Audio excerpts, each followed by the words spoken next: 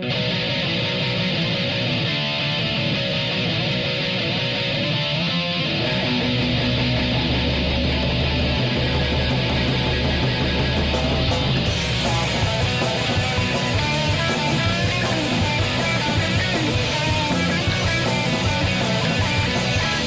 alright, that's enough of that hoopla and whoopla and hanging out with your buddies without me. What are you doing?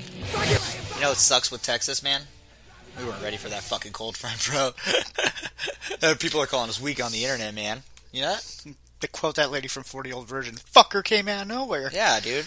No, my favorite one is like, dude, like, I saw this Iron Man meme, and I don't know if you've ever seen the movie Iron Man, the first one, when he's like, how did you fix the freezing problem? And he's like, what freezing problem? You know, he's like, I created a better state of being. I've created a better state in the Union. I'm Texas. I'm super strong. How'd you fix the icing problem? What icing problem, man? So welcome to House Show, guys. We're here talking about Dave Tejas and Krum Bums and Starving Wolves and casualties, and we're sitting here in Texas after our deep freeze thaw out. So yes, today is the first day of an actual, sun de-thawing. De-thawing? Yeah, it's 75 fucking degrees out. Or it's 75 degrees today. I went to work in a tank top, dude. Actually, it was first day back at work too. That was actually pretty fucking nice. I didn't know what to do though. It was like it was like culture shock again. I've been lazy for 2 weeks. Right? Because first it was quarantine, and then this shit. We get yeah. iced in. Yeah, iced in quarantine. Man, what's next? Oh yeah, exploding asshole monsters, dude. Exploding asshole. Yeah, you'll get monsters. polyps on your butthole, and they'll pop out, and there'll be little fucking monsters running around your house. It's like the Thing. Yeah, I'm the asshole polyp that became something that runs away. But today we are talking about one of my favorite Austin bands. Probably one. I've actually seen this band more than I've seen any other band ever, and that includes like Guar. That includes anything. I've seen these guys maybe like 9 times. Yeah, because they played with everybody. We're talking about fucking Krum Bums, man. Austin locals. Yeah, they kept the street punk scene alive in Austin, I still remember fucking Dave Tejas like jumping on the rafters at emos and Red 7, fucking holding the fucking microphone in his mouth and shit. He'd wrap it around his arm and shit too. I thought that was cool, man. He made punk rock fun again. Oh, and just so we get this out of the way, everything you said on this podcast be taken completely hypothetically or anecdotally. Do not sue us.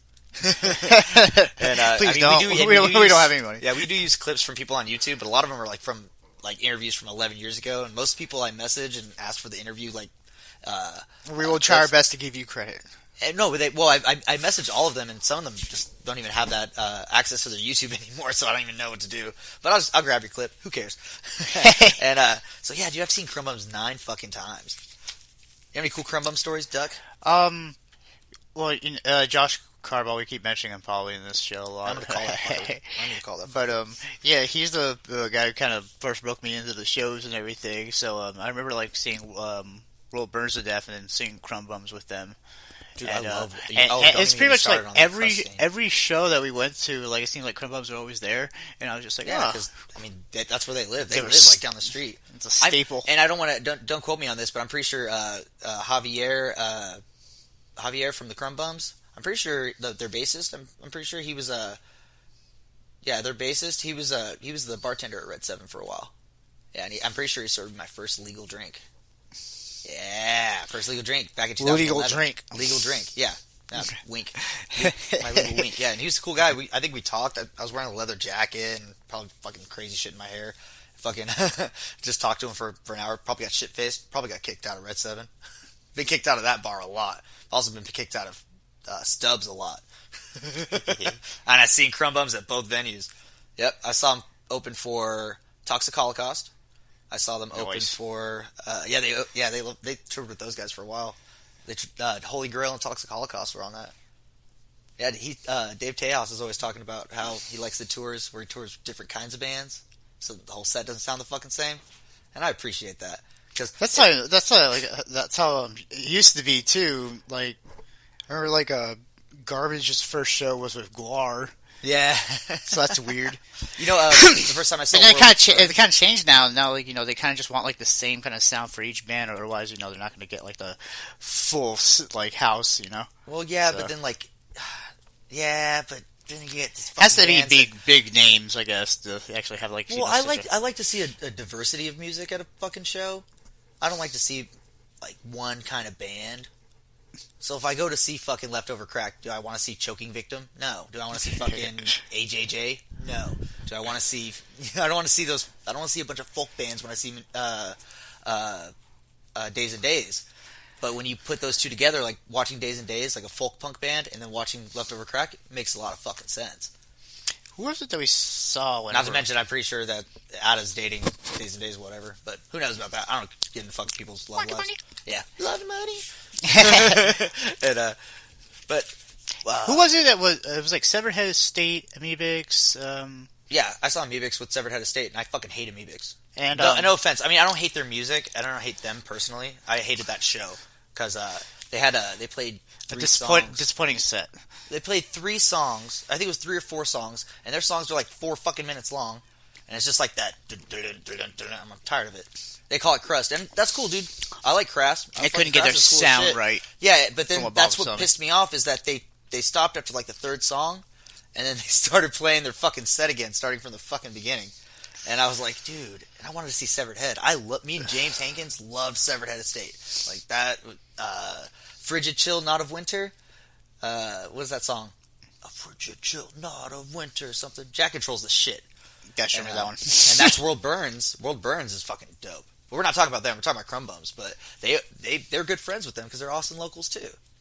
I swear they're at that show. Never mind. The Krum Bums were at every show. Yeah. I see at least one of them at every show. And they're super fucking cool guys, man. They just drink. They're real cool with people like, hey, you're Dave Tejas for the fucking Casualties.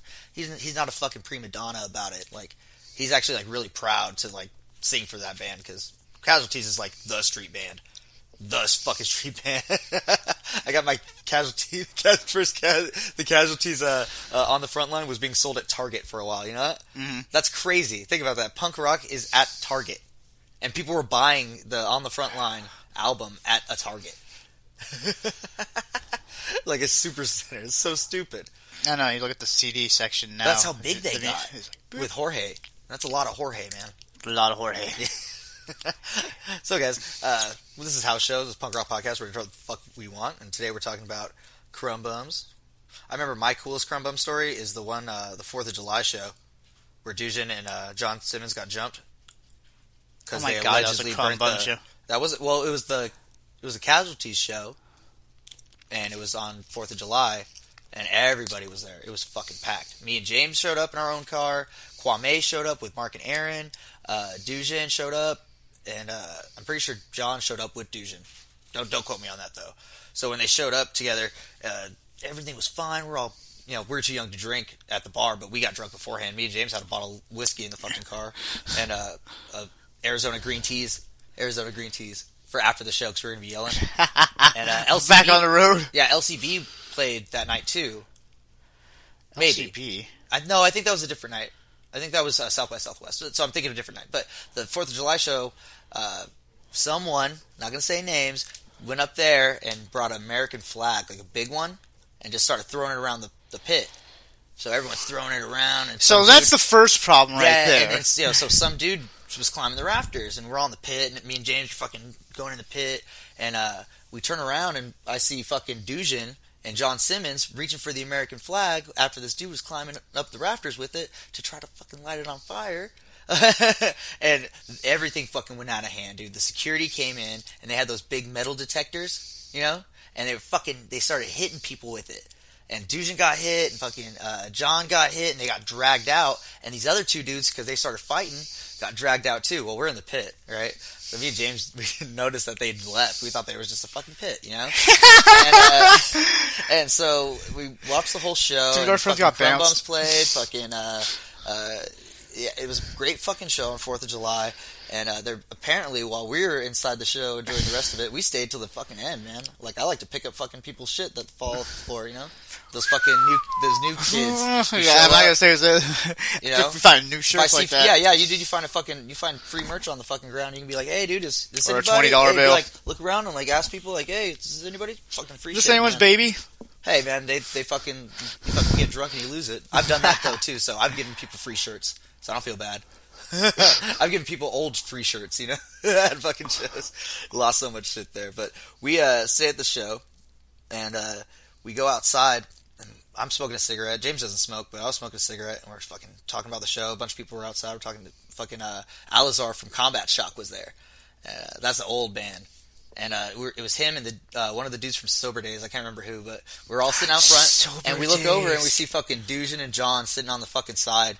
And they were fucking tired, man. I don't mean they waited for you, or were they your ride? No, they weren't my. They had their own ride apparently, and they were just. They waited for you. No, what had happened was a whole crowd of people were outside with them, dude, and they were fucking. John and Dujan were back to back fighting off like 13, 14 people, and the bouncers too and shit. And they were still out front of Red 7 though. I'll tell you that they were still sitting out front. When we came up, I gave Dujan and them John a cigarette. We were just fucking sitting out there talking shit. They're like, "Where the fuck were you guys? You guys fucking didn't have our backs." I was like, "We didn't know you were about to get your asses jumped outside." We were in the pit enjoying the show. Yeah, we were enjoying the show. We didn't start no shit with nobody. Yeah, that was. I think that's one of my favorite Krum Bums stories. I wonder if they will remember that show. I always wonder shit like that. I always read that. That story's always in my head, but I didn't know it was a Krum Bums show. Oh yeah, Dujan tells that story all the fucking time. He tells it way different. It's even more fitting. It is even more fitting. You know what? You know what else fits? I think a word fits here. It's a word from our from sponsors. Sponsors. Yeah. Sponsors.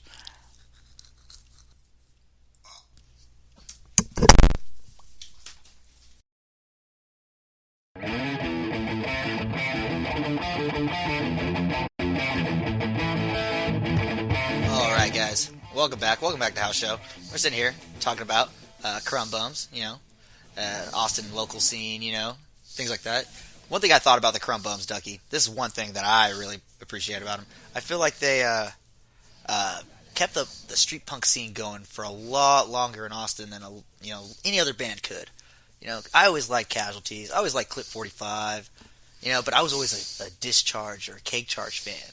I think it's like they took brought what the 80s hardcore was, but into the the future, or like into the next generation, to the new kids and everything, and their lyrics are, and it held on to their lyrics are pretty relativity. Sad, I would say, but that's still such a fun band. When I was like, we're gonna go to a Krum Bum show, I never go, oh, it's gonna be a sad fucking show, it's gonna be like, oh. And a lot of those like metal bands, and I don't want to talk shit about metal, but like a lot of metal bands, I feel like when you go to a show, you have standing around with people with a bunch of fucking beards, standing there with their arms crossed, just banging their heads, trying to figure out what pickups the fucking guitarist is jamming out, what solo, what scale is playing and shit, and their other guitarist, and it's real. Sorry, hey, that's Allie, Punk Rock Dog here. Sorry, Punk Rock Dog, and I feel like it's not the same as a punk show where it's like it doesn't have that energy. Justin Hall is an amazing fucking guitarist, the lead guitarist for the Krum Bums. He's a fucking amazing guitarist, but I didn't sit there and fucking watch him the whole entire set to figure out what fucking solo he was playing. I was in the fucking pit. I was hanging out trying to fucking, jump off the fucking stage and not get kicked out for being drunk and underage. But it was fun. It was so much fun. And it makes me sad to see, like, go to a show and everybody's, like, sad, just banging their heads. It's like, that doesn't seem fun to me, man. That's not what was fun. Street punk was fun. Like, it still is. Oi.